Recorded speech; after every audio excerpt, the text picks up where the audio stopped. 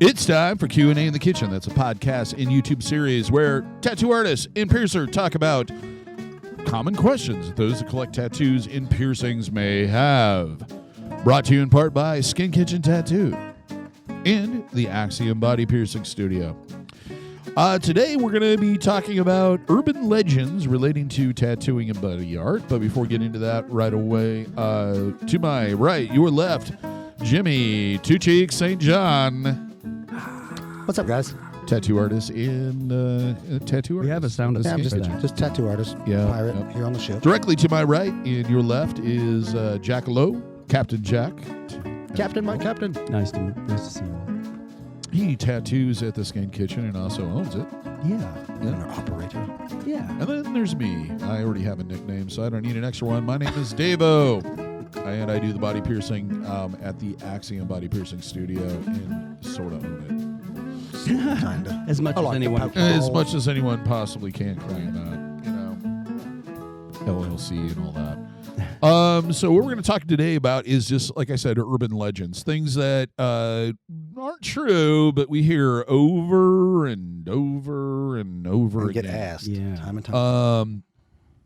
I think it's important to say that most of these were started by experts, as in artists who just didn't want to do something at that time, I think. Yeah. It was just easier to go, yeah, it's this, or you can't do that. Can't do that, or, So getting into it. Yeah, what do you want to start with? First one is hands. Okay. Now this, as time has gone on and tattooing has gotten more popular and a lot of the BS has been disproven and things through things like TV shows or just, it getting more popular. Back in the day, you would hear all the time that getting your hands tattooed was illegal. Oh, God. I had a boss that used to tell people that, and I'm like, dude, you can't tell people that it's illegal, and I'm standing here with both my hands tattooed. I look like an idiot. Right. In my opinion, I think this got started by, tattooers not wanting to tattoo hands. Well, I know where it kind of originated in our area on the coast. Okay. On the coast, Virginia Beach, Norfolk. Norfolk's one of the largest naval bases in the world. We also have Fort Lee, one of the largest army bases in the world right there. We're very close to D.C. and all the hub of, military. It is against regulations to tattoo a military man on his hands. Back in the day, it used to be charged. Against the tattoo artist is going to get in trouble? No. You could Right. if they found out you did it because it was defacing public property. Absolutely. Oh, okay. If they knew if an artist came in AWOL drunk and wanted your hands tattooed and you didn't tattoo him, number one, you didn't ID him. Number two, you didn't have any idea who you were tattooing. Number three, if there's any trace back to you, you're held liable for defacing government property. And the sailor or a soldier and the artist were liable back in the days, in the 40s and 50s and 60s and stuff back then. Fair enough. Was a way to get And it was actually outlawed. Virginia Beach was only allowed to start tattooing again, which they're still You not mean tattooing as a whole? Yeah. at all. Right. We're talking about tattooing hands, and you said it, so I wanted to make sure people Sorry. knew what the words that you left out that were just in your head. All right. Well, back even now, you cannot tattoo or own or operate a tattoo shop on the ocean front.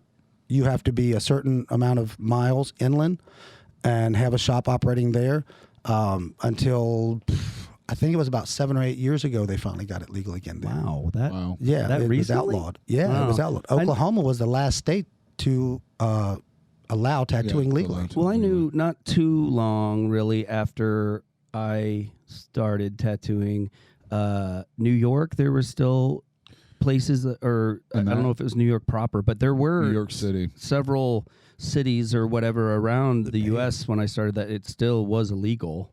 And it was because of the hepatitis scare. Yeah, exactly. Late Right. 50s, early 60s, where, and it was an entirely different industry, and it wasn't like these guys were sitting there trying to give people hepatitis. No. They just didn't know better because nobody bothered to tell them. Doctors didn't even wear gloves at that time for procedures. Nobody knew. Well, I don't know if that's exactly at the same time frame, but the thing was the practices they were using in the tattoo shop.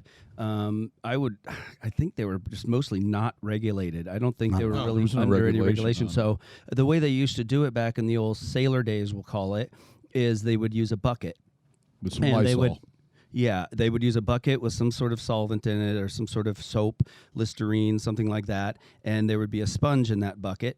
And for all day, maybe that week, they would clean your tattoo, the area, and while they're tattooing, by taking that sponge out of the bucket, squeezing it off a bit, wiping you off, and throwing that sponge back in that bucket. Like I said, they would use that bucket all day, all week, kind of just depended on the shop, but there was no type of cross-contamination prevention whatsoever. Right. So in banning those tattoo shops at the time, yeah, that probably did help. Yeah. But what would have really helped is some education for these people and how to properly do what they're doing. But you have to think too, this was back in the day when germs like that type of thing wasn't even right. It wasn't that big a deal. Well, and they didn't know a lot about it. Doctors still recommended smoking to calm your nerves. Well, exactly. Yeah, they were still trying to develop.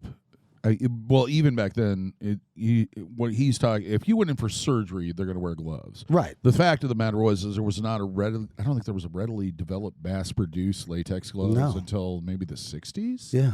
Yeah. And so they I think they even reused those. They were like rubber, like the kind you used, like dishwash gloves. Yeah, exactly. Gloves, so it wasn't even thought of, no. and they had no idea there was a disease like hepatitis that was that dangerous. Not dangerous. Could survive in situations that they thought everything would die. Right. Yeah, that's like this idea point. that it's 28 days on the right surface and the right conditions. Right. Something that can kill you. Yeah, that's a good point. There were diseases, there were things, but mostly a penicillin shot could kill most everything. There was nothing like HIV even back in those days that that can spread and it can just kill you. And on top of that, like we said, the research and the science hadn't really been done to the point to where it was taken seriously, I think. Yeah. Not yet. So what I was going to say about the hand tattoo thing is that's a really good point, because me being in the Midwest for my whole life and never tattooing on the coast whatsoever, that wouldn't have occurred to me. It's not in my wheelhouse. So when I was hearing those things back in the day, and after I'd been tattooing a while, I realized, I'm like, yeah, that could be a useful thing to say other than, no, it sucks and I don't really want to do it. You just say it's illegal. And that went with the face tattoos as well. Right. If you can't tattoo your face, it's illegal. In your case, on the coasts and things like that, I could see how there was regulations and it was a bad deal. But for me, my thinking on it was, well, you're just a lazy tattooer. Absolutely. And you're not honest, with your clients, so you just hide behind this law. And I think that's where a lot of these urban myths come from. Yeah, absolutely. They come from that, and they come from misinformation on the internet. Totally. Right. Yeah. But like I said, a lot of these started even before the internet. Yeah. I know. Yeah. Way before that. Right. Where information was very, very hard to come by in most cases. Yeah. And usually it was a tattoo artist telling another tattoo artist, and there was a whole thing with, and we talked about this on past episodes, where if they consider you competition, they're going to do everything they can to mess up your business. Oh, yeah. Well, yeah. Yeah, it was back then it was at least a brick through the front of your store, or a quick drive-by with a few bullet holes in your store. Mm-hmm. It would get to burning them down. It was a very turf-oriented thing, a very unprofessional business, and that of course only fueled the negative response that the general public had against tattoos and the tattooed people and the people that did them, because they were kind of right, Well, yeah, partially, but it fueled that stigma because they were only in bad, rougher neighborhoods, lower class income areas, and the people that were in them were bikers or gangsters, and they were ran by bikers or gangsters. So it bred that kind of activity. And obviously not all of them. No, not all of them, but that's what led a lot of the stigma with the idea of tattoos. It drew a lot of those people to the industry. Absolutely. And you kind of had two options. You were either going to have a permanent shop in an area that is usually, you have to have a steady stream of income, clientele, so you're either next to the port, next to an army base, or in a rougher neighborhood Ghetto. where there's plenty of people, and that's how you start getting associations with outlaws. The other thing is, the other option was to be, carny or circus, which those didn't really attract the best people either. Well, and So you have to consider too, back then there were very, very, very fewer clients. Oh yeah. There was a very, the pool. I mean, women didn't get tattooed. There were very few women that ever got tattooed, so much to the point to where there were shops that would say women tattooed for free in the window and wouldn't go out of business.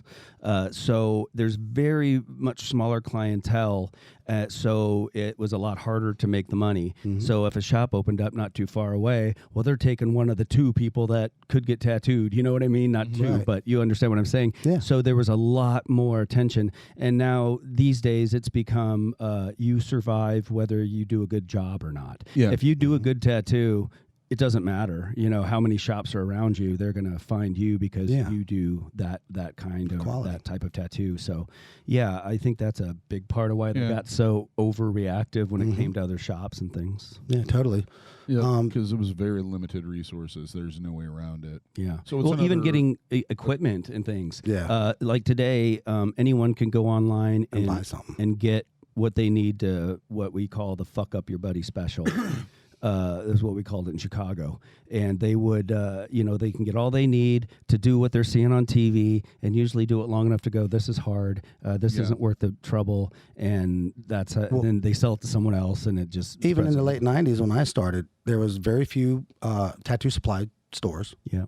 And when you did contact them, if you wanted to buy something, you had to send them proof that you were a tattoo artist in a shop, because it wasn't licensed yet in a lot of places. But you had to prove, the business license or whatever of the tattoo shop. You had to send your business card in. Even when you went to conventions, you couldn't just walk up to Smitty's Tattoo Supply and buy a bottle of ink. He would go, "Oh, let me see your business card. You're covered in tattoos. Congratulations. You could have just got tattooed, but that doesn't mean you're." I think it was National that started that. National was big about that.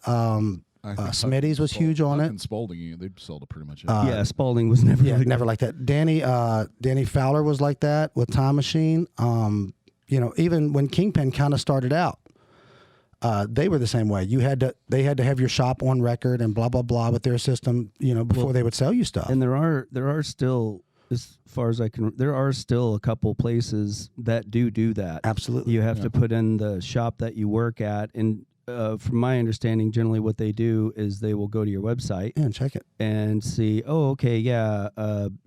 Xavier does work there. Okay, he's a tattooer. He's got a shop. That's where I'm sending the stuff. Comfortable. Right. But if you Xavier called up and didn't have a website to give and was working out of his house or whatever, you didn't get anything. They would not sell you anything. Now it's become so oversaturated and so available that it's almost not worth it to these companies to put any kind of roadblock. Some do just, because they're not comfortable, fueling that fire, we'll call it, or, being responsible for any of that, which is totally fine. It's a private business. They can make you jump up and down 5 times before they say something if they want to. But, I definitely support and understand why they would do something Absolutely, like me that. too. But now it's frivolous. Yeah. But with the internet, anybody that's licensed could buy it and then turn around and sell it to just whoever. You know what I mean? Stuff still becomes available for whatever reason, whatnot. But in our business, if someone was to do that, they would be shunned. Boy, yeah, they wouldn't. Absolutely, and rightly so. They would be. They would have to associate with people that have really not a business being in tattooing. And you're probably going to make a living, but I wouldn't feel good about that. Yourself, but it's a saturated thing. One of the common misconception questions I used to get was, if you cut my tattoo, will it bleed in color? I'm like, yeah, red. But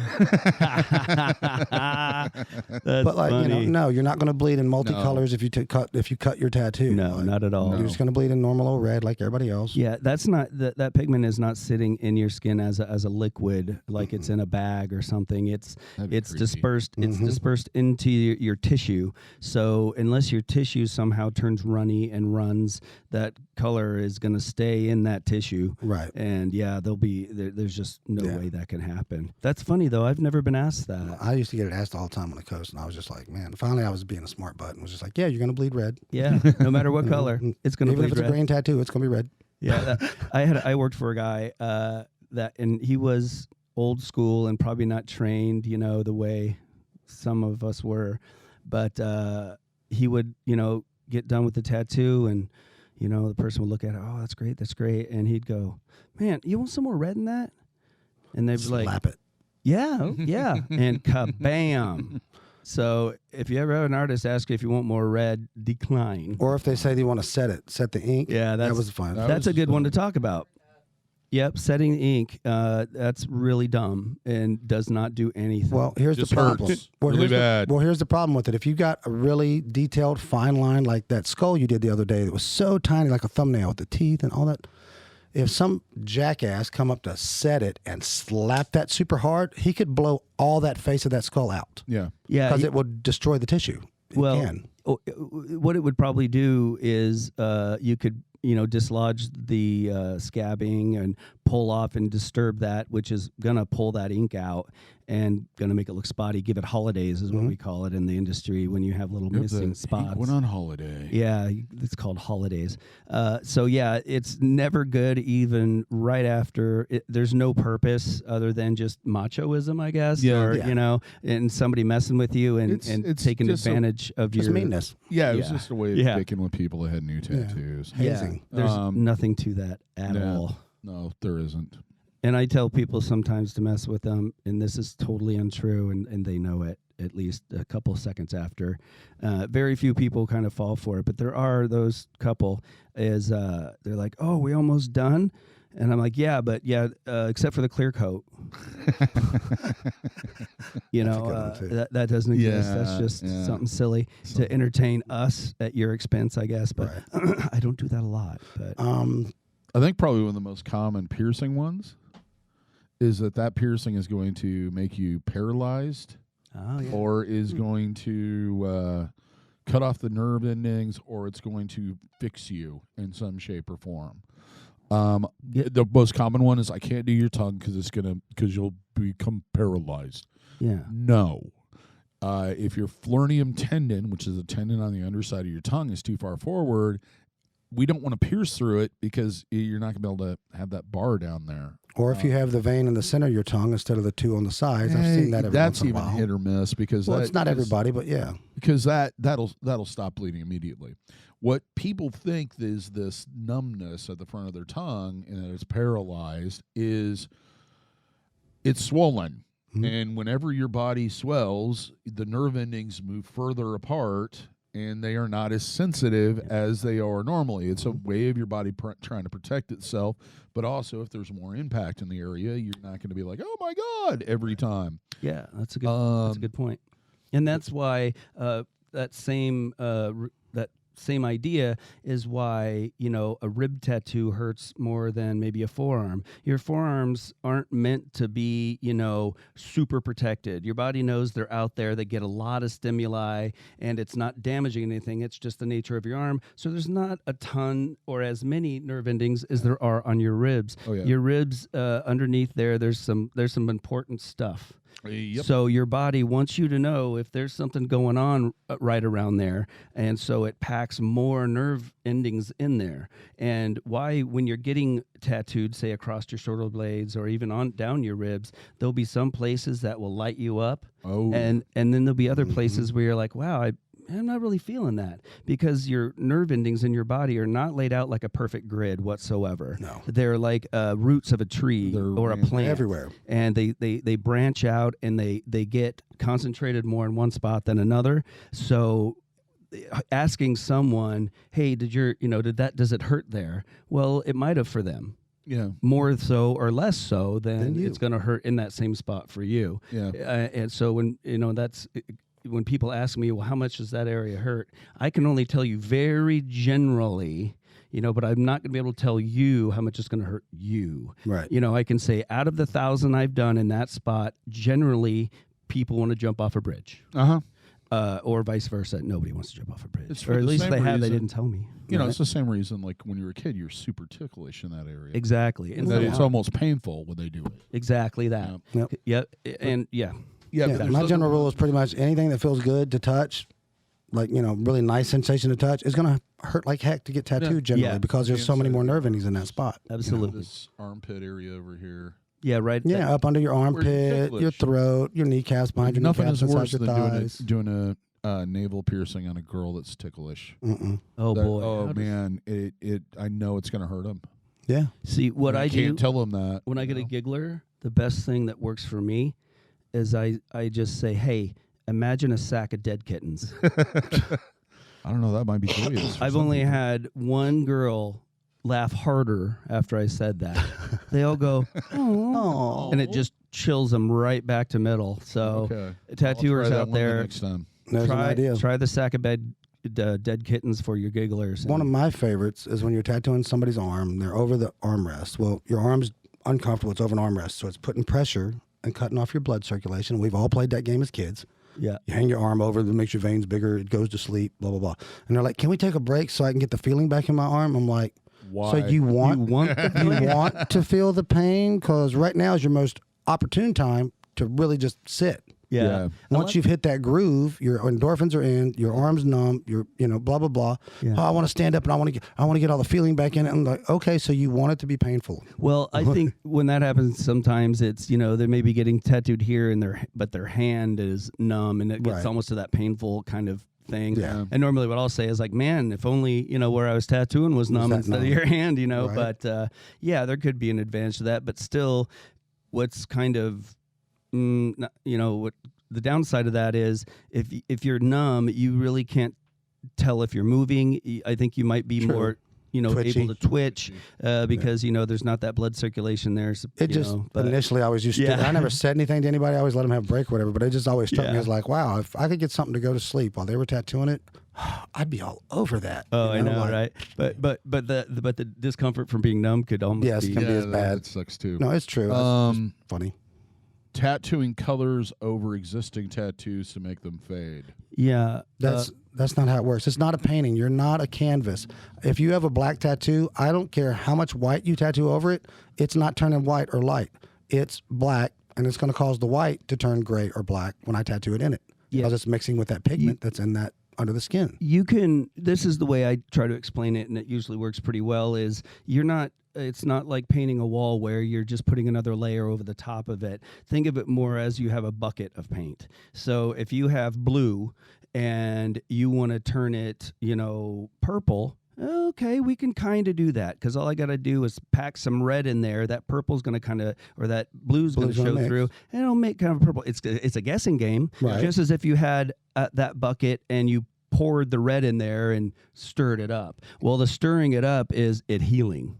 So it's not a practice that's that's very viable. So the same thing, if you have like a bucket of yellow and you want to turn it blue, well, you're not going to get it blue because there's still some yellow in there. So it's going to get kind of a greenish blue if you're lucky. So you're sharing the space with that color that's in there. So the lighter that color is and the darker the color you want to put over it, it will push closer to that darker color, but that paint, that color is still going to be in there mixed with the color you put in there. So, so with covering up black or something else with white, well, it's the same thing. You've got a bucket of black paint and you pour white in there, it'll kind of lighten that black a little. Turns to a gray. But it's not generally, depending on how black it was and how well the artist can saturate over it, it's never gonna be true the color that you used over it. That's why when you do cover-ups, you want to use textures. You want to kind of break up what's underneath so your eye can't figure it out. So it even if you can see some lines and things.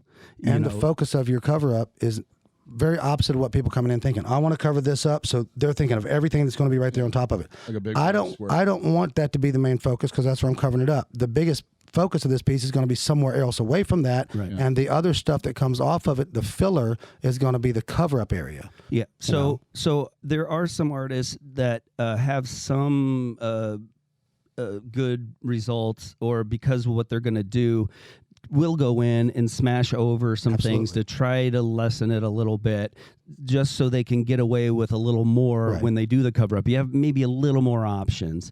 So, yes, it can be done, but it can never be truly used as a cover-up method, or you're never going to be able to just smash over something, another layer, and make it go away. I wish it was like that. I do too. It would make my job so much easier. Yeah. But because of things like that, that's why you see so many terrible tattoos, because there's so much of those type of things going on in tattooing that if you don't know them, then you're going to have a bad result. Blacklight tattoos that can only be seen in blacklight. I have one on the side of my head, but you still see it regularly. Well, now that it's older, when you hold the black light over it, you can see parts of it, but it's not as clear. Out. Yeah, it just kind of falls out and dissipates under the skin. Yeah, stuff like that. A lot of people refer to it as glow in the dark. Yeah. I so far have never seen anything like that. I've never seen a tattoo that you go out in the sun, charge it up like you did with your things on your watch or something. Yeah. And then get in a dark room and, oh my God, it glows. I would not get that in me. No. If anything it exists, that glows, but it does not, as far as I carcinogen. know, has not existed. Right. I don't think there is a healthy way that you could implant or introduce something like that into your skin and not have it be mean to you. Somehow. It's a carcinogen. Anything that does react and glow for whatever, or carcinogen. Anything that reacts or glows generally is something that is not okay to put in your body. Right. Cause cancer. Yeah, I would think worse. so. But the UV reactive light that stemmed from airbrush pigment. Yeah, and people were using this UV reactive airbrush pigment in tattooing, and we're getting them to glow. Well, industry found out that that's not good to do that. So let's develop something that has tattoo ink on the bottle that'll do the same thing. And I have seen, like, back when it was less regulated, some of the Japanese ink that would come in, like the Japanese pink and stuff that we get, was super heavy with the powdered pigment in it and was so bright that everyone, not all of it, like you could do your whole chest in Japanese pink and maybe this section glows. The rest of it doesn't. But like I've seen them going black, not so glow, but going black light and it react.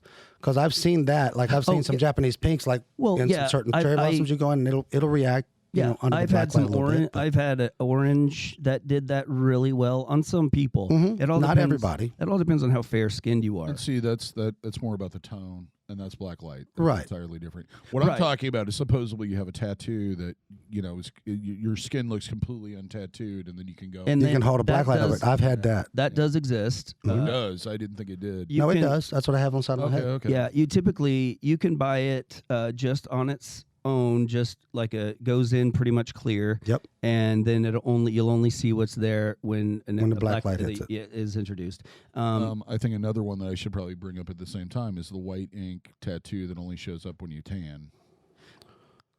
Not when you tan, but like when you get red, when you get excited. Yeah. So like if you blush like around your chest area when you get excited, then if you do a white tattoo, the theory is that it'll show up a little better. And some people it does. Some people it doesn't. The problem I have with white tattoos is when you put a stencil on to tattoo them, it's purple. Yeah. When I puncture your skin with a needle to go over it with white to tattoo you with it, that purple's mixing in it. So some of it's not going to consistently be just that white. Yeah. So, there's techniques that you use to get around that, and it can be. But with the white only showing up, blah, blah, blah, that all has to do with the contrast that, your skin. If you're relatively kind of dark complected anyway, the white will not be white. It is the tint of the skin of whatever it is is over the top of that ink. So you're looking through a piece of glass or whatever that's tinted. So what's underneath is going to have a little bit of that tint mixed in with that paint, right? Absolutely. So if you've got, let's say, a redhead who never sees the sun, who just has this glowing white skin, the pigment, the colors you put in them are going to be the truest. And so if you put white in them, it'll pack in there, and it'll pop. It'll be white as as close. But what color is their skin? It's white. So it's, you're not going to have that contrast even if it is there for it to pop. Right. So if you use white in a darker person, it'll be there and you'll probably be able to see it, but it's going to be further from white. It's going to be, a lot of people think it looks like a scar or something because it picks up that skin tone. So it's not, so you lose kind of on each end, depending on where your skin tone is. But I haven't really ever heard of that. It's showing up more But I guess that would kind of make sense. Like if you had very white skin and then you smacked it and the skin got red, what's that do? It's increasing the contrast. So now it's not white on white, it's white on red. Right.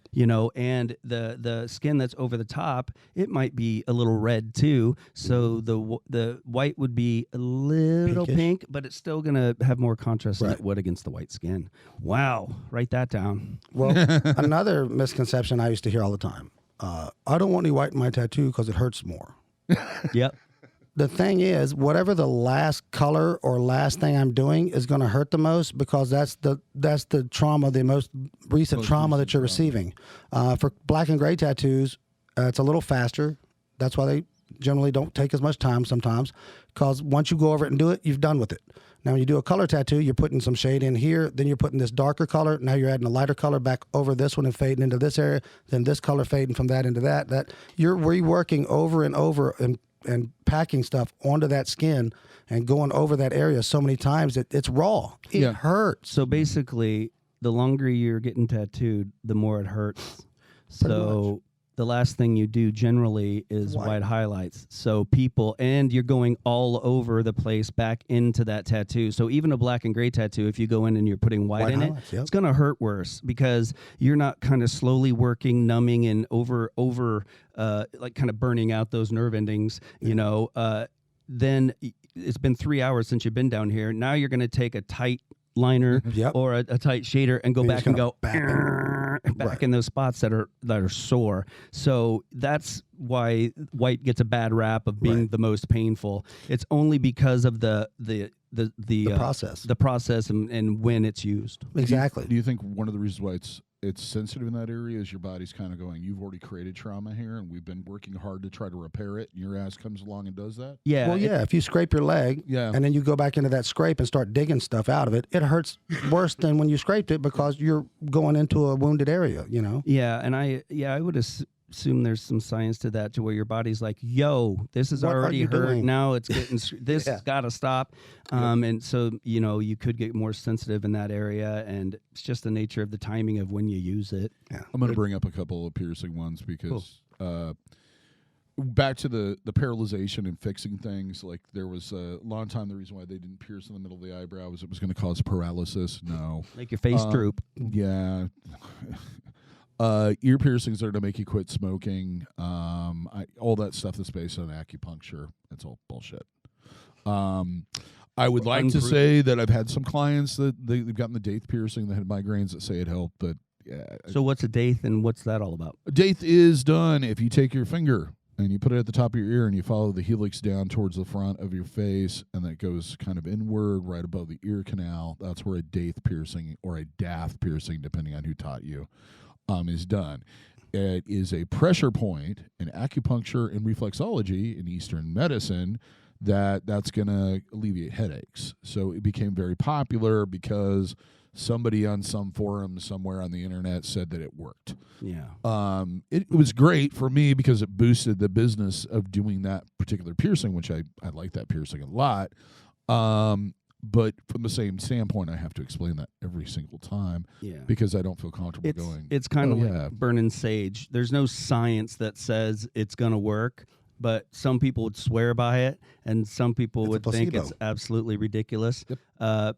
And hey, the thing is, if it works for you, if it makes you happy, if it lowered your pain in your head or it got the ghosts out of your house, fine, great, that's awesome. But I can't guarantee that you're going to get this piercing and it's going to make you never have a headache. It's going to boost your self-confidence. It's going to help you with looking prettier, or manlier, depending on and I like sage because I say that because the one girl that's in the room gave me like death stare. I don't know if you could tell I was talking my way out of a murder. But yeah. If you burn sage, awesome. Good for you. Especially if it's part. Just remember to set up your crystals just right before you do it. Well, it almost goes back to like the trials for medicine, the placebo. Some people get the medicine, some people get a sugar pill. Right. Yeah. And they've had cases of people who, for whatever reason, were ill, and the sugar pill, because it was, in their mind or whatever, changed how they thought about it. And it worked, and if that's how it does, then great. But same thing. Like anything else, it is not guaranteed. Yeah. Another one. Dairy and oral piercings. Yeah, what's that about? Yeah. It causes thrush, which it doesn't. Oh, Thrush is caused by a breakdown of the natural enzymes of bacteria in your mouth and a fungi that actually exists in your digestive tract Okay. called thrush will outgrow. It'll take over, and it'll coat your tongue with this cottage cheese-looking substance. Yeah. It's very disgusting. Burns, itches, etc. usually will require medical attention, and it can get as bad as going down into your esophagus and causing all kinds of problems if you don't get it taken care of.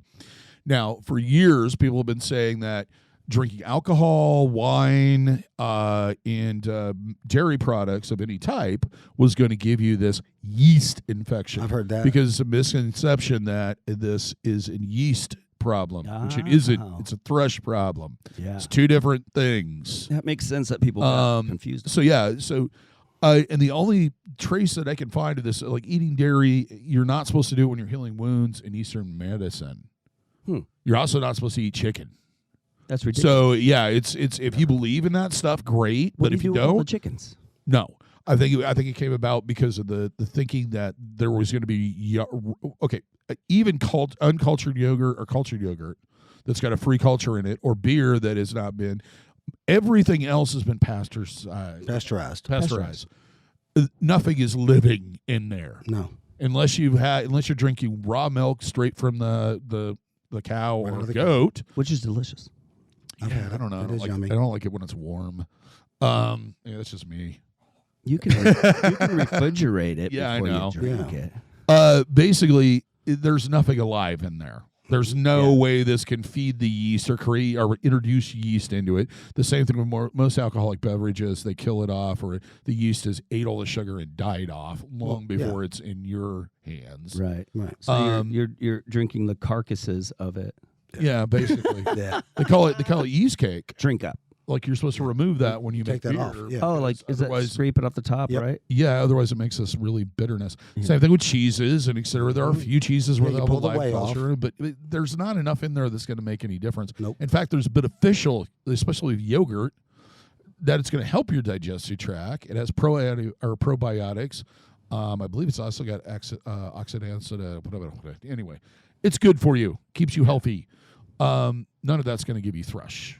That's good to know. Over rinsing, over cleaning, that gives you yeast infections and thrush. Yeah, you're destroying your natural balance of all the stuff. It's Or like putting your piercing in a dirty place. introducing too many wolves, and then they don't. Well, have it's like when I first started piercing, we tell people to rinse with Listerine for 30 seconds every time you ate something. I remember that. Or had a cigarette or a sip of soda. Of course, it was going to cause thrush because you're constantly filling up everything in your mouth. No, we don't suggest doing that anymore. So yeah, that's like one of my biggest pet peeves. Is that one? Wow, interesting. Yeah, Nice. yep. One that pops up into my head that is kind of the one I've heard a lot is my skin doesn't take red. Yeah. That's not true. There's no difference in that red than anything else other than it reflects the red band in the frickin' color spectrum off of it. So why people say that, in my opinion, I haven't written a paper on it yet, but this is my opinion, is what happens when you stick a bunch of needles in skin? Turns red. Turns red. And so what do you think happens when I'm using red and I go across your skin and I wipe it? Well, Doesn't really look like it's in there. I think that red's in there. You know what? I'm going to make sure. And then I go over it again. And I'm like, maybe, just maybe a third time. So you end up, that color more than any other one ends up getting overworked just because, especially on some people's, the color of their skin could be a little harder to tell. So they come back to the artist and go, hey man, the red got really weird and it fell out. You just don't take red. No, you just didn't apply it correctly. you didn't pick the right tattoo guy. Yep. Now you can be allergic to certain things in certain colors. It's very rare, especially now. They've really gotten these inks dialed in, and are really, really careful of this. Before, when 6 people a year were getting tattooed, no big deal. But now that 60 trillion are getting tattooed, they want to make sure that no one's getting sick or having a negative reaction to their pigment. So you do take red. If you're not allergic to it, because your body will try to push out as much as possible of that pigment because it doesn't like it. But it's mostly from overworking and typically an artist who is less experienced. Misuse of their tools. And lies to you. Oh, I got one. Yeah. My buddy tattooed me, and it all fell out. I don't think he pushed hard enough. You're not pushing. I'm not applying pressure to you. No, or went deep enough. Or went deep enough, yeah. Yeah. The machine, you went to the wrong artist again, basically. Someone that was unknowledgeable. Their machine wasn't set up correctly. Their depth of their needle wasn't correct, or, whatever reason. Or they wasn't using proper tattoo ink. The machine is set up to hit at a certain way, and the needle is set up to go to a certain depth. That's what applies a good tattoo correctly. If you're aware of that depth and you constantly are, aware of the different changing in the spot of the body and the skin thickness and tightness of where you're tattooing at. I'm not forcing the ink into you by pushing it into you. Right. That's not happening. Yeah, and there's a very small sweet spot in your epidermis, in your skin, or in your dermis. Epidermis is dead. But the dermis, to get that pigment to stay and look really nice and solid. So yeah, you're kind of right. Maybe they didn't go deep enough, but chances are they overworked it. Yeah. Pushed it out. Instead of putting a tiny hole and pushing a little pigment in there and getting out, they're creating basically one big hole, and then your body, as it's trying to put that hole back together, is going, get this crap out of here. Instead of going in there going, boom, and your skin going, what was that? Okay, must have been nothing. Right. And then it just goes zip and locks it in there. So there's way more going into making your tattoo look beautiful and it healing well than, just the depth. Just didn't go deep enough, that's all. Right. Yeah. And this plays into another wives' tale I've heard over the years, which is anybody can tattoo. All you're doing is tracing. Yeah, I've heard that a lot. That's a funny one. I was at a convention once, and I was lucky enough to be sitting with some really great artists just in this little loungy part outside of the convention. And there was a caretaker, or, a guy kind of cleaning up stuff, and he slowly works his way towards us. And he's like, oh, yeah, you guys here at convention? Yeah, small talk. And he goes, yeah, I always thought, tattooing, it's pretty easy, right? And the best, the most accomplished tattooer there was, before anybody could say anything, he goes, yeah, all you do is trace. And the guy goes, yeah, that's what I thought, and just walks away. Dude, it cracked me up so much. But yeah, there's a lot more going into that. Oh yeah. And if you do think it is tracing, okay, try this. Shave a spot of your dog, put the stencil on him, and then just trace it with a pen. Or just a marker. trace it. Yeah. I'm sure it'll be great. Or don't forget the dog. Just get a piece of paper and a ballpoint pen and draw a perfect circle on it. And then draw 4 completely parallel lines without a ruler on that piece of paper. Now imagine that piece of paper is bitching, it's moving, it's bleeding, it's squishy, it's asking you every question it can think of, it's jerking its head, you know what I mean? So yeah, it's basically just tracing. Yeah, totally. Tracing. I used to love that when people would say that, and then when we get done with the tattoo, they're like, man, all that depth and that shading, man, just wow. I mean, how did you do that? And I'm like, I just traced it. Yeah. Yeah, that's like when people, that's my standard reply, and has been for a couple of years, when everybody is like, oh, do you tattoo? I'm like, no, I don't like coloring. Yeah. Right. Never like coloring. Never did like coloring books. Yeah.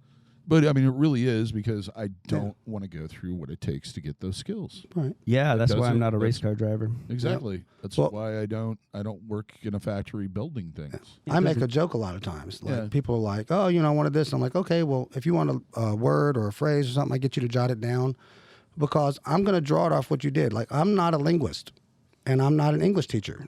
I don't spell for a living. I draw pictures for a living. And one of the guys, I was making this joke, and I'm like, man, I'm not, it's not super. I'm not a rocket scientist. I draw pictures for a living.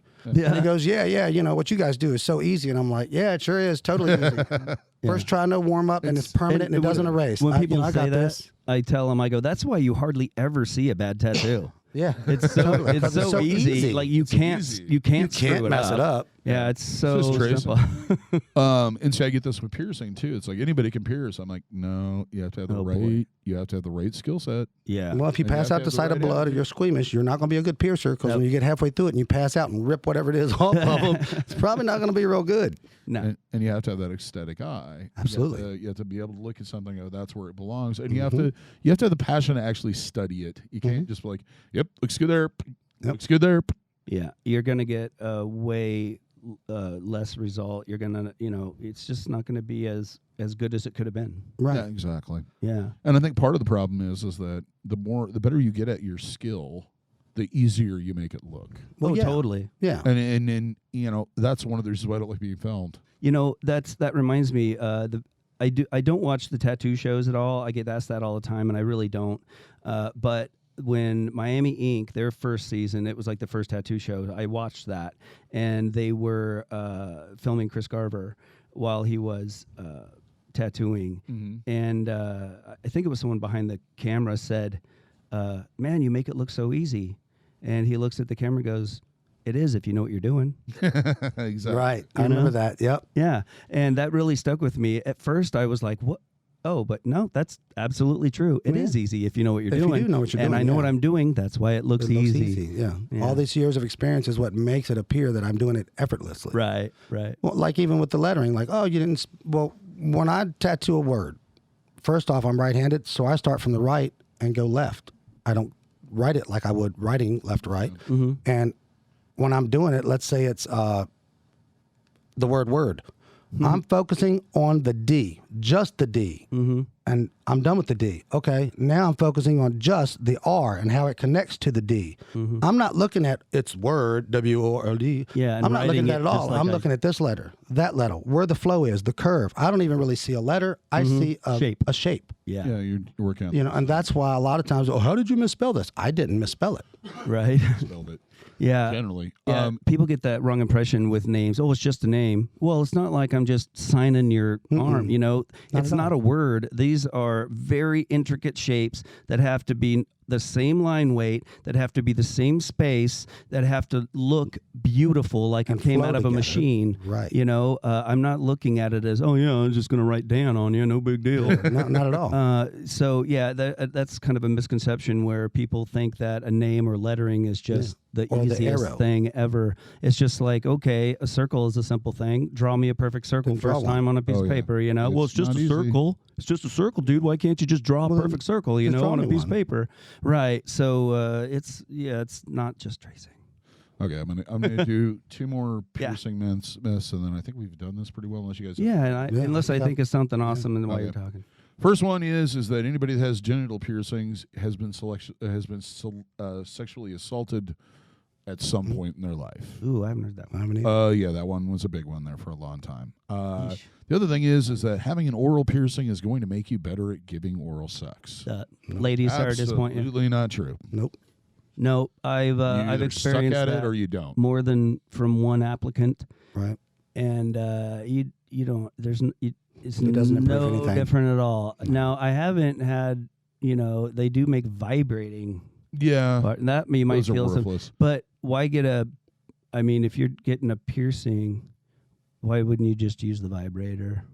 So yeah, I mean, it looks cool. It's fashionable. It's fun to click on your teeth and annoy your friends. But it's not going to help your relationship out in an oral thing. You just need to watch more adult movies, look at some technique, and practice. Practice. Practice. More importantly, ask your partner what you're doing wrong Yeah, no. Yeah, pretty much. and what you're doing right. Yeah. The other thing is that women that have tongue piercings suddenly are more promiscuous and like certain activities more so. But- chances are they just like tongue piercings. But on the other side of that, would a tongue piercing be pleasurable to a woman? No, it's no different. Well, yeah, one Female in the audience. in the studio says it doesn't. Yeah. Maybe some do. I don't know, but I know from my experience and what I've talked to other guys, you can't. The idea of it No, it's Yeah, not. is about the most exciting part of it. Pretty much. For a female, you can't feel it. No. Yeah. Yeah. There you go. that's Same what thing. it Same thing with Same thing for guys. the guy stuff. Yeah. You either feel it or you don't feel it. Mhm. Yeah, Do we think of any other ones? that was 2 Yeah, that was two. 3 actually. Yeah, actually, that was 3. that you did since Yeah. I Yeah. said. And Yep. See, I'm quick. did I pass Faster than out? lightning. Yeah, that's fast. We time traveled, Well, Jack. We time traveled. I The just, aliens brought you back so quickly. I and didn't get a quietly. chance to discuss them. Okay, so the first You one did. was that everyone that has a genital piercing was molested as a child. Okay, Or yeah. has been sexually assaulted. There's no proof to that. And- Just in much the same way that for a long time, every time I would run into somebody who thought they knew about prison, would look at my Yeah. elbow tattoo, which is a spider web, and go, "So where'd you do time?" Yeah, and that's a good myth too. I mean, Right. now in certain circles, okay, if you and your 5 buddies decide that a bluebird tattooed on your hand right there means that you've got, 6 cars, and that person goes out in the world and sees somebody with a bluebird on their hand right there, they're in their mind going to think they've got 6 cars. Yeah, Well, in that little environment he's in, yeah, it might mean that. Makes sense. Does it mean it globally? No. Oh, So if so in prison, yeah, there might be some people that get a web and they add a whatever for the year and everything else, but that doesn't mean every single person you see with a web. You don't have to fill out a waiver and prove to me you've been to prison for me to tattoo a web on you. No. You don't have to bring a waiver and show me Oh, that yeah. you've murdered someone to put a teardrop on your face. Nope. And that at that time that person got that to symbolize that, either because it means that thing to just him or the circle or environment that he's in. So Right. try not to jump to those conclusions when you see certain tattoos on certain people, because they might not even have been to that town where that's a thing or know anything about it. More than likely they got it because they like the way it looks. Yep. Yep, That's I cool. probably saw it online somewhere. Yeah, the last time somebody asked me Pinterest. about it, I'm like, "Oh yeah, you don't even want to know how we got red in prison, red ink." And Right. It was horrible. Right. And they're like, "What?" And I go, "Never mind." You don't want to know. Yeah. So I guess another one would be for years I kept hearing, "Oh, if you get a Harley Davidson engine on you and you don't ride, man, the Hells Angels are gonna chase you down," and all this. Like, nobody. that is a case of thinking you're way more important than you Then you are. really are. Exactly. Get over your narcissism. I'll tell you right now, and if there's any HAs out there that disagree, please contact me, but none of them give a F about you at all. Nope. Like such a little amount of nothing that you don't even exist on the planet. Long as you're not tattooing insignias and stuff of gangs on your body, You're asking you're for it. pretty much okay. But like if you're in that ripping off their mascot or whatever that And I is think- for them or their something, Right. then you Right. can be in some And trouble. I think Exactly. if you accidentally got it done, and then went in, and then we're encountering one of these guys, and you Yeah. work in an office Right. in New York City and wear a suit every day, and you've got like a full on set of Yeah. coat of arms, N- they're going to probably come up to you and tell you that. That's the caveat, because, okay, if it was a sewing circle that had this emblem and you got it tattooed on you, well, that sewing circle isn't really known for going out and beating people up because they got their logo stolen. Yeah. So if you got a logo from a group that, say, is a little more aggressive than a sewing circle, and you're sporting around that and you're not a part of that sewing circle, well, then you got to, Deal with it. You got to You gotta deal with realize that, okay, yeah, I got that one thing because it was cool, but ooh, Maybe it's not so cool. and Yeah. not in the right environment. right. So And you got to hope that the guy's going to go, "Oh, you have nothing to do with my scene, but you should Yeah. change that." Yeah, And to I'm checking them- back into you. to some people, they had to earn that. Yep. Right. It's a status thing for them, and if they had to work really hard to achieve that status to get that, and you just got it, that makes them feel like they're cheated. Like, you don't deserve that. I worked really hard to get this, and you just put it on you. Then you're a poser. You're a grifter. Yeah, you're faking. You need to pay for that. And that's why Fraud. it was always really important, especially being the son of a vet, that any type of military stuff, like I used to wear field jackets and bomber jackets and et cetera, we always made sure there was absolutely no rank on it. Right. Because Yeah. it's just insulting. It is. That's very true. That's very true. Yeah. Then, and it was funny. That was one of the things I always found. There was like the famous jacket that John Lennon had, and I won't even get into my dislike of hippies, that had all the chevrons and everything on it. Yeah, yeah. And that was like, out of everything that man said and did that my dad didn't agree with, he yelled and screamed more about that than anything else, because he's like, I earned that in a foxhole in Korea, and blah, blah, blah, blah, blah, blah, blah, doesn't have a right to be wearing it. That's really what you have to think about when you're doing things like that. And that's exactly the thing. In that community, in that bubble, that's a big deal. Oh, yeah, it is. You know, so you might be offending those people. If you don't care about that, that's fine. But do your homework. Do whatever you want, you know, and just, you're going to have to deal with it. Deal with consequences, whether they're good, bad, or indifferent. Yeah. But just know that some people will take those images very, very personally, seriously. and they hold them close to their heart for whether it's right or wrong, and they might be upset enough to, you know, do something really bad. Yep. All right. I think we've done pretty well on this. Good one. show. Nice job, gentlemen. Yeah. You've been watching and listening to Q&A in the Kitchen. It's a podcast and YouTube series of tattoo artists and piercer talking and trying to answer some of the more common questions those that collect and the piercings and the tattoos may have. If you like this, enjoyed this, what have you, please give us a thumbs up or share it with everyone you know. Also subscribe, hit that notification bell so you're notified every single time we post something. Also, check out our merch store. Lots of fun stuff there. We do have some new design ideas. I just got to get around to putting them up. Those will be probably going up sometime and then maybe around the time this comes out. Cool. Be out by then. But till next time, here's hoping all your piercings and tattoos heal with ease and without a single issue. And if you're in the Des Moines, Iowa area, we'd love to see you for your body piercing and tattooing needs in the future. Have a good day, everybody. Thank you for watching. Thanks, guys. Be good to each other. Or listening.